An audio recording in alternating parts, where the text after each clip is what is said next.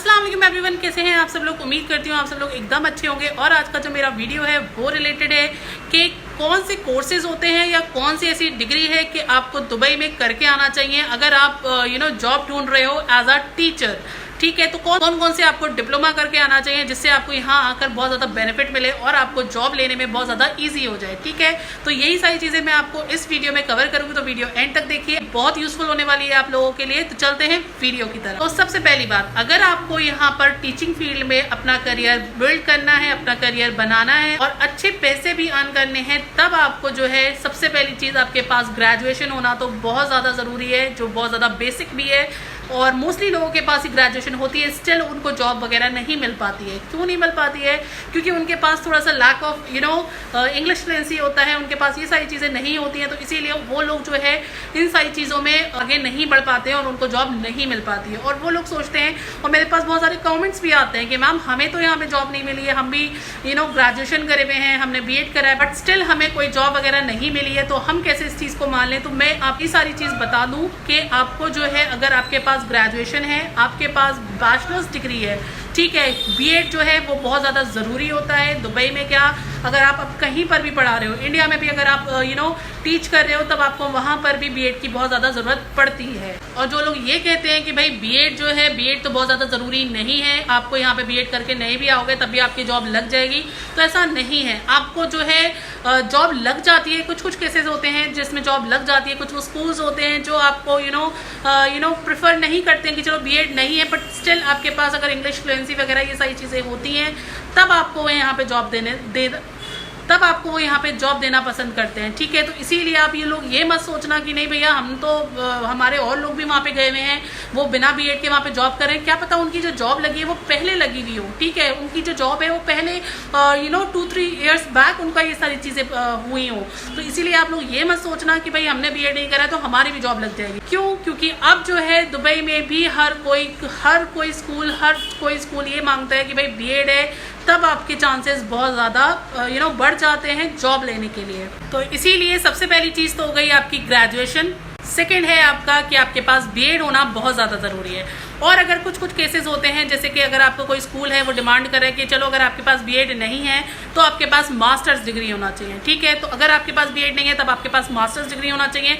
Like अगर आप उसी एक स्पेसिफिक सब्जेक्ट को आप किसी भी स्कूल में पढ़ाना चाहते हो, तब आपके पास उसके ऊपर मास्टरी होना बहुत ज़्यादा ज़रूरी है। अगर आपके पास वो डिग्री नहीं है तब डेफिनेटली आपको वो लोग अलाउ नहीं करेंगे उस सब्जेक्ट को पढ़ाने के लिए, क्योंकि जो दुबई है वहाँ पर जो रूल्स एंड रेगुलेशंस हैं वो बहुत ज़्यादा स्ट्रिक्ट होते हैं। तो यहाँ की तरह नहीं है कि चलो भैया अगर ये नहीं है तो फिर भी पढ़ा देंगे, चलो अच्छा कोई बात नहीं। आप अगर मैथ्स का टीचर हो तो आपसे साइंस पढ़वा दी गई, अगर आप साइंस के टीचर हो चलो आपसे सोशल साइंस पढ़वा दी गई है। तो ये सारी चीज़ें यहाँ पर नहीं होती है। यहाँ के जो रूल्स और रेगुलेशंस होते हैं वो बहुत ज़्यादा स्ट्रिक्ट होते हैं। अगर आप किसी एक स्पेसिफिक सब्जेक्ट से हो तभी आपको यहाँ पे वो लोग प्रेफर करते हैं रखना।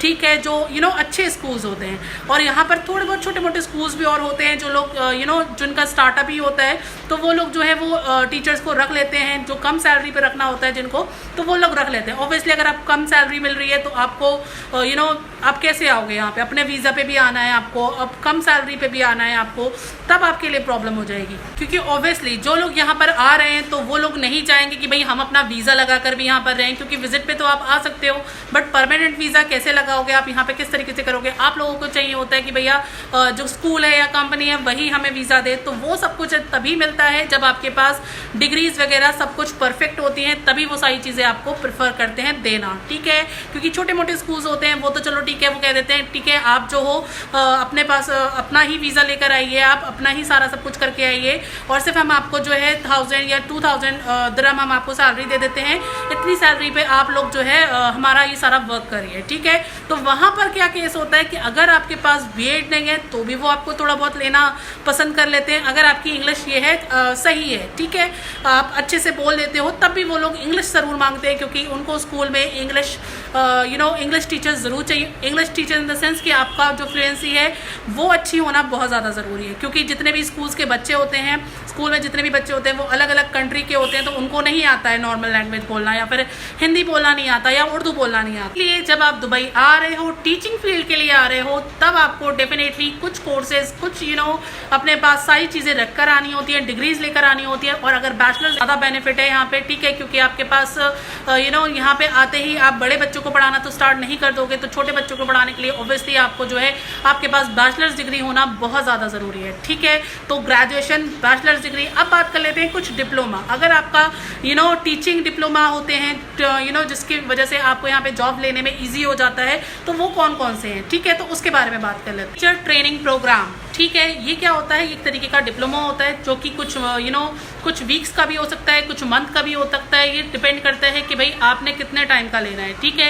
अगर आप ये सारी चीज़ें करते हो, अगर आप इस डिप्लोमा में इन्वेस्ट करते हो, तब आपको यहाँ पे जो जॉब है वो थोड़ा सा लेने में ईजी हो जाता है, क्योंकि उनको पता चल जाता है कि भैया आपने यहाँ पे ये इस प्रोग्राम में इन्वेस्ट करा है अपना, तो शायद आपको अब जो है UAE का जो एक्सपीरियंस है वो लेने में ईजी हो जाएगा। वो यहाँ पे आप आप अपना भी यहाँ पर जो है स्कूल्स वगैरह में इन्वेस्ट कर सकते हो, अगर आपको यहाँ का ये सारी चीज़ें आप कर लेते हो।